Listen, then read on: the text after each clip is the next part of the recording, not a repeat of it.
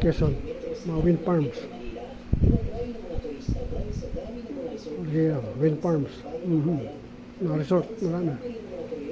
Ngayon ay 14 June 2026. Sunday, nanonood ng YouTube channel.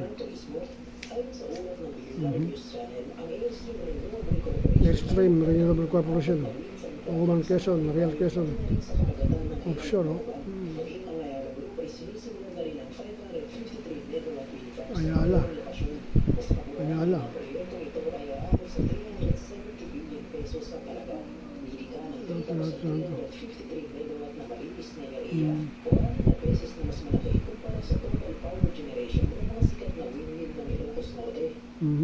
Bago namin narating ang bayan ng Ilan at Maumang Quezon, ay nag-aaral muna namin ang 27-meter ng Pililya. Ito yung isa sa pinakamalapit na wind farm sa Metro Manila. Nasa isang dekada na rin simula ng buksan at maging operational. Ang Pililya wind farm ay may capacity na 64 times na mas maliit pa sa Peters. Paglit ko mo lang 66,000 ng mga kabahayan ang nasusuplayan nitong kuryente. Pililya. Nagbibigay din ng hanap buhay sa mga lokal dahil sa dami ng mga turistang bumibisita dito.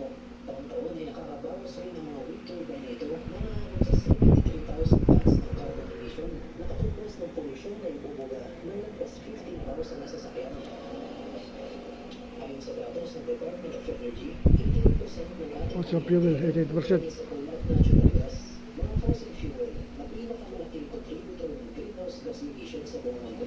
Parang 22% na namin gagawin sa mga Renewable. kagaya ng 435 megawatt hydropower plant na ito na natatagpuan sa pinakamalaking dam sa Pilipinas, ang Sangota Dam. Sa Trocadam. 50 megawatt solar power plant dito sa Tarlac.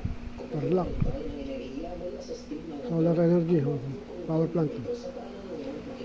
Thermal. source na 458 megawatt Macban geothermal power plant. Binabayo, literal na madaming material, ngunit ang enerhiya na nalilikha nito ay green energy. Biomass naman. Biofuel. Biogas. Galing sa hangin. Ito na yung daan papunta rin sa ginagawang mga wind farm. Nakatawag din na rin sa ginagawang mga wind farm. Ito yung gusto muna sa inyo, ito yung